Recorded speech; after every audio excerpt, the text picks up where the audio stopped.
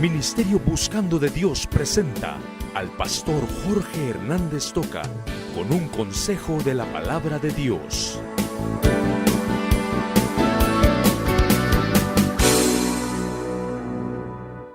El verso 1 dice: ¿qué ventaja tiene pues el judío? ¿O qué aprovecha la circuncisión? Mucho en todas maneras. Primero, ciertamente que les ha sido confiada la palabra de Dios. Pues qué, si algunos de ellos han sido incrédulos, ¿su incredulidad habrá hecho nula la fidelidad de Dios? De ninguna manera. Antes bien, sea Dios veraz y todo hombre mentiroso. Vamos a entrar al estudio de la palabra sobre los primeros 8 versos de este capítulo interesante de Romanos 3. No podemos desafiar a Dios. Ay, hermano, qué tremendo es esto. No sé si usted puede comprender en su magnitud. ¿Sabe por qué lo digo? No es que no captemos, que no tengamos inteligencia. Hermanos, es que muchos de nosotros decimos sí. Es que oímos los mensajes que están hablando sobre temas importantes y difíciles. Decimos, sí, que verás, qué interesante.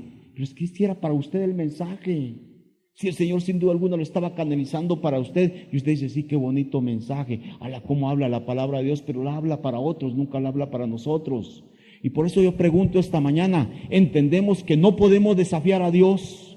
Pues si yo teóricamente entiendo que no hay que desafiar a Dios, pero en la práctica yo desafío a Dios muchas veces. Y ese es el problema a los que le estamos metiendo, que nosotros teóricamente sí sabemos conceptos y sabemos qué cosas no se deben hacer, pero en la práctica muchos estamos haciendo lo que sabemos que no se debe hacer, lo estamos haciendo. En el aula de una escuela primaria estaba una maestra dando sus clases. Estaba ahí dando la clase a los niños cuando Pepito se puso de pie. Y ahí estaba Pepito de pie, no es chiste. Ya están todos pensando en Pepito, ¿verdad? Ahí está Pepito puesto de pie. Entonces la maestra dice, Pepito, siéntate. Y Pepito se sentó. No habían pasado 5 minutos y Pepito ya estaba de pie otra vez. Y la maestra, sin alterarse, le dice, Pepito, te estoy diciendo que te sientes, no quiero decírtelo la tercera vez. Plum, se sentó Pepito. No habían pasado 3 minutos y Pepito estaba de pie otra vez. Entonces la maestra, ya un poquito molesta, se acerca a Pepito y agarrando con sus brazos presión sobre los hombros de Pepito, se los coloca aquí y lo sienta y le dice, no quiero volverte a ver parado. Pepito, ya todo amedrentado, ya sin energías, pero viendo a la maestra, le dice, yo me voy a sentar, pero por dentro estoy parado. Y esa es la actitud de muchos de nosotros. Actitudes que no se pueden calificar, porque son actitudes internas de rebeldía. Rebeldía contra los padres, rebeldía contra cualquier autoridad. Y solo con los gestos y con la forma de ver, ya uno mira su rebeldía. Yo lo miro mucho aquí en el colegio, yo trabajo 12 años en el colegio. ¿Y cuántas veces los papás preguntan, ¿qué ha hecho de malo mi hijo? Bueno, no ha quebrado ni un vidrio, no, entonces ¿qué ha hecho? Es que me mira así. Los papás se ríen de uno. ¿Cómo es que mi hijo lo mira así? Es que hay actitudes que no se pueden calificar, hermanos, pero que están dentro de nosotros y que somos rebeldes delante de Dios. ¿Y cuántos vivimos desafiando a Dios? Y muchas veces el Señor nos está mostrando su voluntad, nos está mostrando sus designios, pero nosotros sin ninguna razón justificada mostramos rebeldías al Señor e insubordinación. Nos insubordinamos contra Él, nos rebelamos abiertamente contra Él. ¿Pero qué será? El tema de esta mañana de eso habla. No podemos desafiar a Dios en ningún momento, hermanos. Yo quiero presentarles este pasaje, estos 8 versos. Se los quiero presentar a través de 3 preguntas. 3 preguntas que el hombre hace, fíjense ustedes, pero las preguntas del hombre hacia la actitud de Dios. El hombre preguntándole a Dios, bueno, ¿y por qué estás haciendo eso? Pero ¿qué derecho tenés para hacer eso? Lo que decimos muchos de nosotros. El hombre haciendo preguntas hacia la actitud de Dios. Y la primera pregunta es esta: ¿por qué hay diferencia entre judíos y gentiles? ¿Por qué haces diferencia? ¿Por qué pones a los judíos por aquí y los gentiles por este lado? La segunda pregunta que se le hace al Señor: ¿por qué es que Dios les confía a los judíos si ellos son infieles? ¿Por qué les estás confiando si muchos de ellos son infieles? Y la tercera pregunta, oiga, una pregunta increíble. Oigan, nuestra injusticia, esto creo que se le llama sofisma. Nuestra injusticia hace resaltar la justicia de Dios. Analícelo bien. Mi injusticia resalta la justicia de Dios. Bueno, entonces me hago la pregunta: si mi injusticia resalta la justicia de Dios, entonces ¿por qué me castiga? Debería estar contento conmigo. Porque mientras yo más peco, más crece su justicia y su amor. Si yo peco poquito, su justicia es poquita. Agradecido conmigo debería estar Dios porque yo peco. Ya son las preguntas que se hace la gente y se las hacen a Dios, y estamos desafiando a Dios, hermanos. No podemos desafiar a Dios. Y entremos directamente a tocar el primer punto. No podemos desafiar a Dios por tomar su decisión. Dios toma su decisión. Los versículos 1 y 2. ¿Qué ventaja tiene ser judío? ¿Qué ventaja tiene ser circuncidado? Mucho en todas maneras. Primero, porque les ha sido confiada la palabra de Dios. ¿Por qué judíos y gentiles? Es la pregunta de siempre de la gente. ¿Por qué la diferencia? ¿Por qué Dios tiene sus preferidos? Está diciendo en otras palabras, ¿por qué hay judíos y gentiles? Oiga, vamos a hablar un poquito de los judíos. Dios escogió a los judíos, al pueblo de Israel, no porque fueran la mejor gente, no porque fueran las mejores personas. Dios los escogió de la nada, dice la palabra. Dios en su soberanía, Él los escogió, y eso sería suficiente, hermanos. Yo soy soberano. Algunos de los papás a veces les contestan mal a los hijos: ¿y por qué? ¿Y por qué? Y el papá dice: porque me da la gana. ¿Y qué? Ya se cayó el patojo, ¿verdad? Tal vez mala forma de contestar, tal vez mala educación del padre, pero a veces los patojos están: ¿por qué? ¿Y por qué? Y porque todo tienen que argumentarlo. Y muchos de nosotros, en esa educación que sacamos de los papás de por qué y por qué, estamos siempre argumentándole a Dios. ¿Por qué es que Dios permite tantas cosas en nuestra vida? Bueno, hermanos, Dios tiene sus decisiones, y las decisiones de Dios siempre son sabias. Ahora, una cosa, yo quiero que entendamos bien esto. Hermanos, las decisiones de Dios no siempre las vamos a entender. Usted nunca trate de entender 100% a Dios, 100% las decisiones de Dios. Hay muchas decisiones de Dios que Él va a tomar y que usted y yo no vamos a entender. No es lo más importante que usted y yo las entendamos. Lo más importante es que aceptemos sus designios. Yo no entiendo lo que Dios hace, pero acepto porque Él es soberano y Él sabe qué es lo mejor para mí. Y esta debe ser la actitud de cada uno de nosotros como cristianos. Y hermanos, la respuesta que se da aquí, fíjese: ¿por qué tienes preferencia? Yo hemos mencionado, en mi clase lo estamos mencionando mucho, se mencionó otra vez: a mayor privilegio, mayor responsabilidad. Si usted tiene mayor privilegio, también tiene que tener más responsabilidad. Algunos queremos grandes privilegios, pero no somos responsables. No se puede. Y los judíos, Dios les dio un gran privilegio, su especial tesoro, escogidos por Dios, todo lo que mencionamos el domingo pasado. Pero hermanos, ¿por qué? Aquí la respuesta está clara.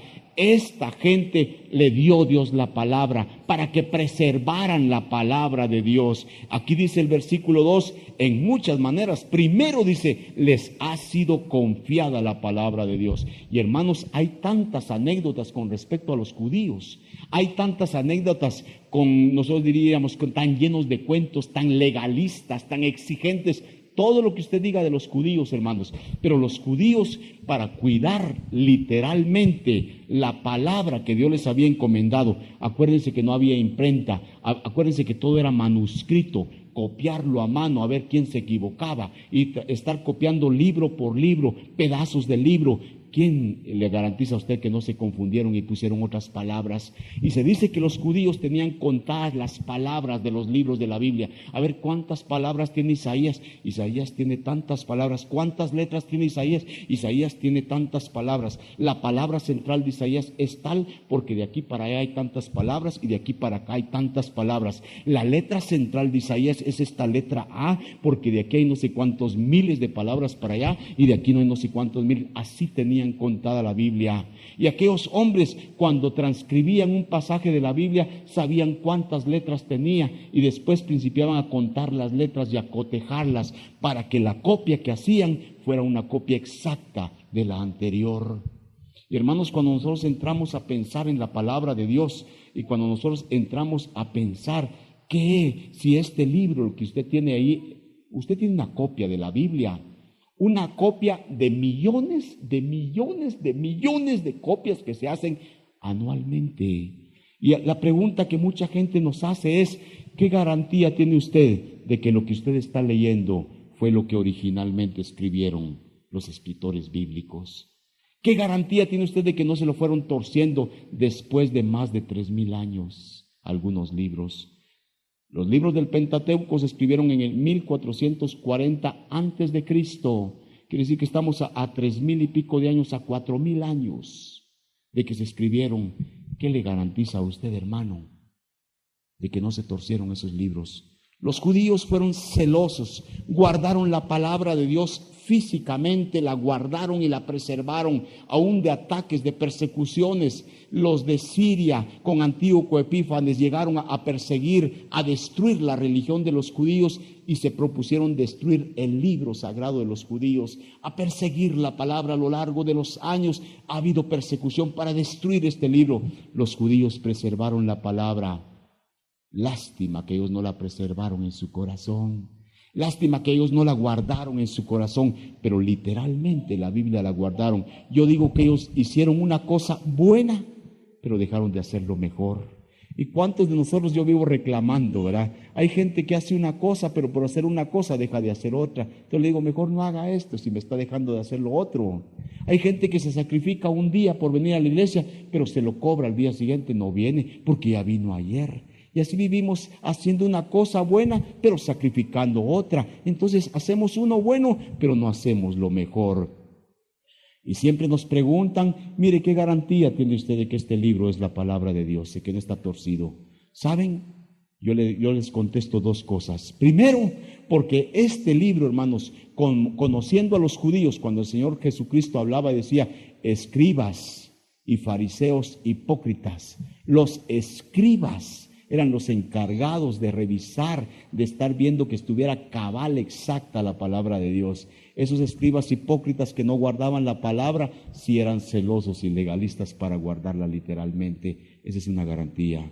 Y segundo, que la misma ciencia está comprobándolo cada día, hermanos. La arqueología es una ciencia que está respaldando a la Biblia. Cada día la arqueología hace más descubrimientos de algunos lugares anteriores, que descubrieron unas ciudades, que desenterraron ciudades, pero cada vez que hacen descubrimientos siempre encuentran pergaminos, siempre encuentran algunos pedazos de la Biblia, algunos libros escritos, manuscritos, y cada día encuentran manuscritos más antiguos. Lo primero que hacen es transcribirlo y revisarlo y cotejarlo con la copia que usted tiene para ver si no está torcida. Y la maravilla, hermanos, es que la copia que usted tiene cada día se está confirmando que los manuscritos más antiguos que se encuentran siempre encajan con que no se ha torcido la palabra de Dios. ¡Qué bendición! Hay dos cosas que yo menciono mucho. Yo digo, hermanos, tenemos que estar agradecidos con los judíos. ¿Cuántos de nosotros cuando miramos películas en Semana Santa, verdad? Y miramos películas de que matan a Jesús y de que cuelgan a Jesús y de que son inmisericordios y que golpean a Jesús, nos quedamos con un sentimiento de amargura y de odio contra los judíos y decimos que Dios castigue a los judíos. Es que pobrecito Jesús, cómo me lo trataron, y principiamos a sufrir porque vimos la película y tenemos cierto odio, cierto resentimiento a los judíos. Yo quiero decirles, los judíos, hermanos, son un pueblo que ha sido escogido por Dios y hay mucha promesa para ellos que se va a cumplir de parte de Jesús, la primera y la más bella, que cuando venga Cristo ellos van a reconocerle como Salvador, van a aceptar a Jesucristo. Pero hermanos, dos cosas por las que tenemos que estar agradecidos con los judíos. Primero, porque preservaron la palabra. Todo lo que usted diga de ellos, rebeldes contra Dios, que mataron a Jesús, pero preservaron la palabra de Dios. Y tenemos que estar agradecidos con los judíos porque ellos guardaron íntegramente la palabra que usted lee. Es garantía porque ellos la guardaron. Y segundo, por lo que tenemos que estar agradecidos con los judíos, porque mi Señor Jesucristo, hermanos, es judío. Y si Cristo es judío, yo voy a respetar al pueblo de mi Dios, al pueblo de mi Señor Jesús, porque Él escogió ese pueblo para nacer como descendiente de ese pueblo. Ahora, hermanos, ¿qué es lo que nos importa a nosotros? Aquí la respuesta que se le está dando, porque estamos hablando de altercar con Dios, estamos hablando de desafiar a Dios. ¿Por qué? ¿Por qué escogiste a este pueblo y no escogiste a otro? Porque tienes tus preferencias, Señor. Eso es lo que se está diciendo aquí. Y hermanos, lo que estamos hablando es que Dios a ellos les dio mayor responsabilidad. Dios es soberano y tiene sus planes. Ahora yo les pregunto, ¿es posible que usted ni siquiera se hubiera puesto a pensar en esto? Y usted le esté diciendo, yo no tengo que ver nada con los judíos, a mí de veras ni me importan los judíos, yo no tengo ni odio contra ellos, yo no desafío a Dios. Sí desafía a Dios. Y yo le quiero decir que sí lo desafía. Porque muchas veces desafiamos a Dios. ¿Pero por qué, Señor?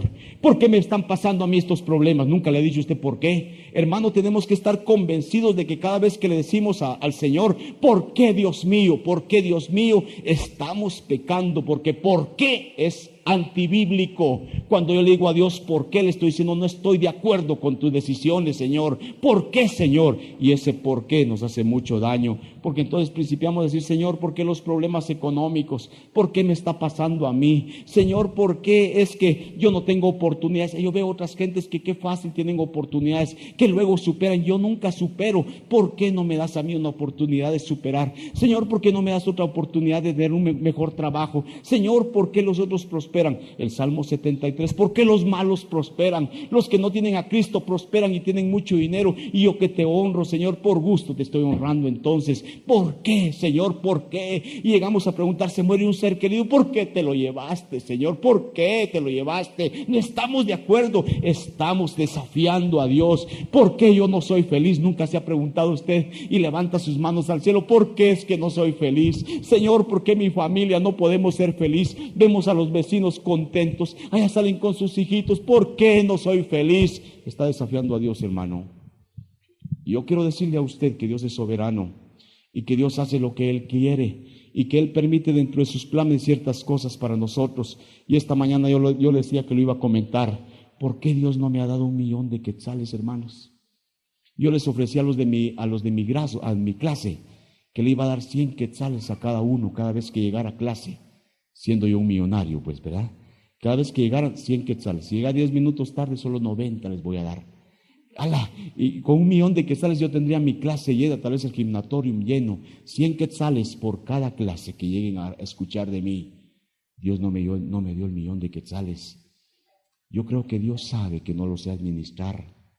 Yo creo que Dios sabe que teniendo yo 1,000,000 de quetzales en mi bolsa, yo les renuncio al día siguiente de pastor. Y me voy a vivir la vida paseando y haciendo un montón de cosas, tal vez hasta me aparto de Cristo. No me da el 1,000,000 de quetzales, pero no me tiene muerto de hambre, porque el Señor sabe. Y cuando muchos preguntamos, ¿por qué no soy feliz? ¿Por qué? Cuidado, no me esté protestando contra Dios. Él ha dado los elementos para que seamos felices. Él nos ha dado su palabra, Él nos ha dado preceptos para que en la familia vivamos felices. La necedad nuestra, los problemas que nosotros tenemos y que llevamos al matrimonio son los que destruyen. No le diga a Dios, ¿por qué no soy feliz? Vos te lo labraste, vos sembraste, ahora cosechalo. Y hermanos, qué difícil, porque usted no puede desafiar a Dios y salir ganando. Usted siempre se va a dar cuenta que queda mal. Pero el gran secreto, hermanos, para finalizar este punto, el gran secreto para ser felices, para tener éxito y para crecer espiritualmente es aceptar la voluntad de Dios sin argumentar. Cuando le pase algo, no pregunte por qué, tal vez siquiera pregunte, ¿para qué pues? Porque sabemos, hermanos, una cosa sí sé yo no entiendo los planes de Dios. Yo no entiendo por qué hace 3 días, siendo yo pastor, me robaron el contador de la luz en mi casa. Y amanecimos con mi esposa y no hay luz, me vine. Y después mi esposa me dice, estoy enojadísima, estoy furiosa, ¿qué te pasó? Nos robaron el contador de la luz. Ay, ¿qué hacer? Y ahora hay que hacer un montón de trámites y un montón de cosas y pagar el dinero, ¿verdad? ¿Por qué me pasa a mí esto si soy pastor, Señor? Pues salite del mundo, pues. Estamos expuestos a un mundo. Yo no entiendo muchas cosas que pasan, hermanos. No tengo que entenderlas. Lo único que tengo que entender es esto, que a los que amamos a Dios, todo ayuda bien, hermano. Entonces, aunque no entienda los planes de Dios, no tengo que entenderlos, porque yo no voy a desafiar a mi Dios, hermanos. Él permite las cosas, pero siempre nos va a dar la bendición que se requiere. No podemos desafiar a Dios primero, porque Él toma su decisión. Pero en segundo lugar, no podemos desafiar a Dios cuando Él nos da motivación, hermanos. Versículo 3 y 4, miren, otra pregunta que se hace. ¿Pues qué? Está bien, aceptemos la primera, pues. Pero si algunos de los judíos, dice, han sido incrédulos a Dios, Dios les confió la palabra, pero han sido incrédulos. ¿Su incredulidad habrá hecho nula la fidelidad a Dios? Y ahí viene la respuesta, de ninguna manera. Antes bien sea Dios veraz y todo hombre mentiroso, como está escrito, para que seas justificado en tus palabras y venzas cuando fueres juzgado. Ahora viene la segunda pregunta. Está bien, aceptemos pues, Dios les confió la palabra a los judíos y les dio más responsabilidad, pero de todos modos fueron infieles. Entonces, si fueron infieles, ¿por qué Dios no reacciona contra ellos? Si fueron infieles, ¿por qué Dios no anula sus promesas para los judíos? Hermanos, los judíos fueron infieles al Señor, no cumplieron, vino el Señor Jesucristo, dice Juan 1:12, y en lugar de recibirlo lo cuelgan y lo matan. Las promesas que Dios hizo para el pueblo de Israel se van a cumplir siempre, hermanos. Que el Señor los va a poner como para que gobiernen, que el Señor va a reinar desde Jerusalén, porque Jerusalén va a ser la capital del mundo, que Jesús va a reinar a su pueblo, que su pueblo va a abrir los ojos y va a conocer a Jesucristo. Esas promesas no cambian, aunque el pueblo sea infiel. Y aquí es la respuesta que da este pasaje. Oigan, ustedes quieren que Dios actúe de esa manera, que si ustedes son infieles, actúe Dios siendo infiel. No, hombre, estaríamos afectando el carácter de Dios. Dios no puede cambiar, y gloria a Dios, hermanos, que a pesar de que usted y yo hemos sido infieles muchas veces, el Señor ha tenido paciencia, el Señor nos ha estado motivando, nos ha estado guardando, nos está dando nuevas oportunidades. Ay, hermanos, bendito sea mi Dios, que Él permanece fiel, porque los judíos, hermanos, fueron infieles. Los judíos fueron infieles, tenemos que aceptarlo, pero porque los judíos fueron infieles, jamás Dios va a hacer nulos sus propósitos, sus planes y sus promesas para los judíos. Tenemos que estar agradecidos entonces, hermanos, con el Señor y decirle esta mañana: Señor, gracias. Gracias porque eres fiel. Gracias porque tú no cambias, Señor, y porque no te arrepientes. Y gracias porque a pesar de lo que hacemos, tú nos das una nueva oportunidad. Pero ese es el problema de todos nosotros, hermanos. Yo creo que ese es el problema, que cuando vemos que Dios nos da motivación, Dios nos está dando nuevas oportunidades, cuando nos notamos eso nos molesta, porque cuando Dios les da oportunidades a otros, a mí me molesta.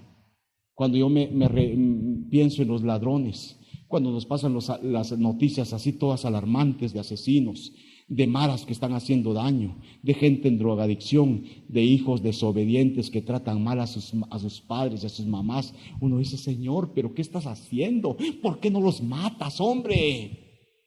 Estoy desafiando a Dios. Pero es que, Señor, ¿por qué no hace nada? Nunca le ha tocado hablar con un ateo a usted. Y está el ateo riéndose frente a usted, le dice: es que Dios no existe. Y nosotros humillados ahí creyendo en Dios, y ellos dudando de Dios y negando la existencia de Dios. Y uno ahí en el fondo dice: Señor, y hasta haciéndose a un lado: ¿y por qué no le mandas un rayo? Mándale un rayo que se muera, hombre. Y estamos desafiando a Dios porque quisiéramos que Dios no diera motivación, que Dios no diera oportunidad a nadie. Mátalos rápido, hombre. Pero cuando se trata de usted, ¿verdad? Cuando usted ha pecado, cuando usted ha cometido faltas ante el Señor, entonces usted dice: gracias, Señor, gracias por esta nueva oportunidad que me diste. Ay, hermanos, si nosotros fuéramos dioses, si alguno de nosotros con nuestros defectos fuéramos dioses, ¿cuántos de nuestros prójimos estuvieran muertos? Ay, si yo fuera Dios, hermano, tal vez hubiera quedado ya sin iglesia, hermano. Un momento de enojo, ¿cuántos faltaron hoy? Señor, castígalos. Nunca hayan muertos, fue a todos los que no vinieron hoy. Se me acabaría la iglesia en un ratito. ¿Qué haría yo si yo fuera Dios? Ay, hermano, nunca, hermana, si usted fuera Dios, hermano, nunca usted ha pensado enojada con el hermano: ay, que se muera este. Después se arrepiente de haber dicho de su esposo eso. Hermano Fidel, todavía se hubiera muerto usted. ¿Cuántos nos hubiéramos muerto? Si yo fuera Dios, si hubieran muerto mis prójimos, tal vez mis hijos, mi esposa, mi suegra y tantas otras cosas. Hermano, ya cuántas cosas hubiera dicho si yo fuera Dios. Gracias, Señor, porque tú eres fiel. Gracias, Señor, porque tú no cambias. Gracias al Señor, hermano, porque Él siempre nos da una nueva oportunidad. Esa es la motivación. ¿Y por qué Dios no actúa? Dice la gente desafiando a Dios. Dios da otra oportunidad. Y cuando yo estaba meditando en este mensaje, estaba pensando en mi hermano Roberto González, en Alfonso. Si hace 4 años, 5 años hubiera dicho Dios, Roberto, ya me caíste mal, plum, estuviera en el infierno. Pero le dio una nueva motivación a Roberto, le dio una oportunidad. Y hoy Roberto está trabajando para Cristo. Y hoy Roberto está ganando drogadictos y está ganando gente, porque Dios le dio una nueva oportunidad y una motivación. Alabemos a Dios, hermanos, y no alterquemos con Dios, no desafiemos a nuestro Señor, hermanos, porque vamos a caer en graves problemas, en graves amarguras. Un caso claro lo tenemos en Jonás. Jonás, Dios le dice, anda a predicar a Nínive. A Nínive, si son unos perversos, que se mueran. Anda a predicar a Nínive. Jonás sabía que si iba y predicaba, estaba dándoles oportunidad y motivación. Y Jonás dijo, no hay que darles oportunidad, ya fue suficiente. Que caiga fuego del cielo sobre ellos. Y Jonás se fue a predicar a otro lado, porque Jonás no quería oportunidad. Él sabía que Dios le estaba dando una nueva motivación a la gente. No aceptamos la motivación para otros, para nosotros egoístamente sí. Pero Jonás no le interesaba a la gente. Después a golpes Dios lo mandó a traer, a predicar, y predicó. Y cuando ustedes recuerdan que levantó unas hojas de una calabacera que lo cubrían del sol, él principió a amar la calabacera por intereses. Y cuando Dios mandó un gusano para que se muriera la calabacera, dice que se moría de cólera, hasta con ganas de morirse. ¿Por qué? Porque somos interesados. Hermanos, que Dios permita y que ponga en nosotros primero el que no desafiemos a Dios por nada. Y el que demos gracias a Dios porque Él está dando nuevas oportunidades, hermanos. Dios da nuevas oportunidades a la gente. Dios está dando nuevas oportunidades y démosle gracias a Dios. Ahora una cosa, tenemos que entender que Dios a su tiempo va a finalizar esa oportunidad y va a llegar el momento en que la gente va a tener que entregar cuentas a Dios. ¿Cuántas personas, vuelvo a repetir, por la motivación de Dios, hermanos, hoy están entregados a Cristo? ¿Cuántos de nosotros, pastores y líderes, si el Señor nos hubiera dicho, la tercera te voto, ustedes ya no tuvieran pastor en esta iglesia, hermanos? Bendito sea mi Dios por su motivación. No podemos desafiar a Dios, hermanos, porque Él tome su decisión. No podemos desafiar a Dios porque nos está dando nueva motivación. Pero en tercer lugar, no podemos desafiar a Dios porque tiene su justicia en acción. Versículo 5. Y si nuestra injusticia hace resaltar la justicia de Dios, ¿qué diremos? ¿Será injusto Dios que da castigo? En ninguna manera. De otro modo, ¿cómo juzgaría Dios al mundo? Pero si por mi mentira la verdad de Dios abundó para su gloria, ¿por qué aún soy juzgado como pecador? ¿Y por qué no decir? Dice, mire cómo dice Pablo, como algunos nos están calumniando, que decimos nosotros, hagamos males para que vengan bienes. Es que, hermanos, mientras usted más peca, más crece la justicia de Dios. Pequemos, hermanos. ¿Qué si nos comprometemos a pecar todos para que abunde la justicia de Dios? Ese es el problema de aquí. Es que Dios es injusto al final de cuentas, porque nosotros con nuestro pecado, nosotros estamos pecando intencionalmente. Yo peco para glorificar a Cristo, hermanos. Yo caigo en pecados de toda índole para que Cristo sea glorificado, porque mientras yo más peco, más crece la gloria de Dios. Eso es absurdo. Y ahora viene la respuesta, porque no podemos pensar así, hermanos. Oiga, la justicia de Dios es tan grande, el amor de Dios es tan grande, que lo único que hace es mostrarse cuando el hombre peca. Y cuando el hombre peca, la justicia de Dios y el amor de Dios se muestra. Pero no vamos a entender que usted y yo, cuando pecamos, hacemos que crezca la justicia de Dios. Dios estaría dependiendo del pecado y Dios no está dependiendo del pecado. Pero, hermanos, Dios a su tiempo va a juzgar lo que estamos diciendo. Y fíjense que de esta doctrina, hermano, de este punto de vista, de esta mala interpretación que se dice, mire, si yo peco bastante, la justicia de Dios crece más. Si yo peco en abundancia, el amor de Dios crece. Entonces, ¿por qué Dios me castiga si yo estoy haciendo que crezca su justicia? Y de ahí surgen teorías equivocadas, hermanos. Hay teorías como aquella que dice, la teoría de la aniquilación. Los sabáticos tienen esta teoría como creencia. Dios no es tan malo, ¿saben ustedes? Dios es amor, 1 Juan 4:8. Y si Dios es amor, ¿ustedes creen que va a mandar a la gente al infierno para que se esté quemando eternamente? ¡Ay, quemando! No, Dios no es tan malo. ¿Saben qué va a hacer Dios con los malos? Los va a aniquilar. Ya está, se acabó todo, porque Dios no es tan malo. Parece bonito, ¿verdad? Pero el alma que Dios nos dio es eterna, no se puede aniquilar. La teoría de la aniquilación es falsa. Hay otra teoría que dice, no, al final de cuentas, Dios, que es amor, nos va a llevar a todos al cielo. Dios no va a poder mandar a nadie al infierno. Es que su amor no lo va a impedir. Todos vamos a estar en el cielo al final. Y ahí surge la teoría católico-romana, que dice, no, es que cuando el hombre se muere, el hombre pasa a un estado intermedio, se llama purgatorio. En ese purgatorio va a purgar. Eso viene de la palabra que dice, estás mal en el estómago, tómate un purgante, te va a purgar, te va a limpiar. Entonces usted pasa a un purgatorio y ahí en ese purgatorio usted va a quemarse, a sufrir un poquito, porque va a purgar, a pagar lo que debe. De aquí abajo nosotros podemos empujarlo un poquito con rezos. Y al final de cuentas usted sale del purgatorio y pasa al cielo, porque todos vamos a estar en el cielo. Hermanos, de estar analizando y poniéndose uno a desafiar a Dios en los comentarios, cae uno en doctrinas equivocadas. Y yo quiero finalizar a ustedes diciéndoles, hermano, Dios va a tener que juzgar. A las personas que no tienen a Cristo, las va a su tiempo, porque todavía da oportunidades. Cuando usted se muera, se acabó la oportunidad, acuérdese de eso. No hay rezos que valgan, la Biblia no lo respalda. Usted se muere, al cielo o al infierno. Dios va a juzgar a los que no tienen a Cristo. A los que tenemos a Cristo, Dios nos va a juzgar de otra manera, aquí en vivos.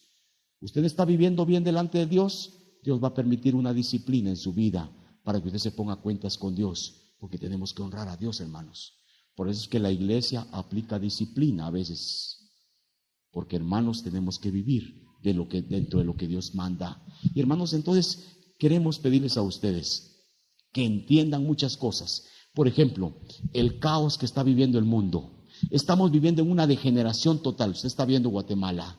Estamos viendo una crisis tremenda de principios morales. Usted está viendo cómo está cambiando el ambiente. Estamos en unos calores sofocantes, después estamos en unos fríos sofocantes. Ya no hay un tiempo exacto para las estaciones. Ahora todo es un desorden. Llueve cuando le da la gana, no llueve cuando no le da la gana. Cuando llueve es con tormenta para destruirlo todo. Es un problema, no es Dios, hermanos. Estamos principiando a cosechar lo que el hombre siembra. Y Dios va a permitir que el hombre coseche lo que ya sembró. Hemos sembrado maldad, hemos sembrado perversidad, libertinaje, ahora cosechar. Entonces usted nunca le diga a Dios, ¿por qué me pasó esto? No tenemos derecho a desafiar a Dios, hermano. Tenemos que principiar a vivir los resultados de un mundo perverso. ¿Sabe qué es lo único, hermano? Que usted y yo tenemos a Cristo y podemos pedirle que nos guarde y podemos pedirle que nos libre. Padres de familia, pidámosle al Señor que Él guarde a nuestros hijos. Muérase de nervios, de ansiedad, y sus hijos se van a perder de todos modos, aunque usted esté nervioso. Deposítese en Cristo y Dios puede salvar a sus hijos, hermano. Hermanos, yo les pido en el nombre de Cristo, no volvamos a desafiar a Dios. Tal vez yo no le pregunto, ¿y por qué tan su preferencia? Eso no le pregunto yo. Pero cuando se trata de mí, ¿por qué me robaron el contador? Eso sí se lo reclamo. Estoy desafiando a Dios, hermanos. ¿Por qué no soy feliz? Tiene los elementos, sea feliz usted, busque la felicidad. La felicidad está en Cristo, en buscar a Cristo. Tiene los elementos. Usted es que ha fallado. ¿Por qué me asaltaron? Estás en un mundo maldo. En el mundo tendréis aflicción, pero yo te voy a bendecir de todos modos. No tratemos de entender el por qué. Creámosle al Señor y Él nos va a bendecir. Oremos. Padre nuestro que estás en los cielos, en el nombre del Señor Jesucristo te pedimos, perdónanos, Señor. Esta mañana voy adelante de mi iglesia. Esta mañana estoy al frente para decirte, perdóname, Señor. ¿Cuántas veces he protestado y te he desafiado, Señor? ¿Por qué no matas a esos perversos que se burlan de ti? ¿Por qué no has matado a ese hombre que escribió que la Biblia es una farsa, Señor? ¿Por qué no le mandas un rayo a los ateos que se están burlando de que tú no existes? ¿Por qué los que están haciendo violencia, maldad, los que están violando muchachas, por qué no los castigas, Señor? Perdóname, Señor. En un mensaje tú me pusiste que dijera que muchas de esas personas están cometiendo esos pecados porque la iglesia no ha evangelizado, porque la iglesia es culpable. Perdóname porque te he desafiado. Cuando perdemos un ser querido, cuando no tenemos trabajo, cuando nos caemos en enfermedad, principiamos a protestar. Perdónanos por protestar contra ti, Señor. Ministerio Buscando de Dios presentó al pastor Jorge Hernández Toca con un consejo de la palabra de Dios.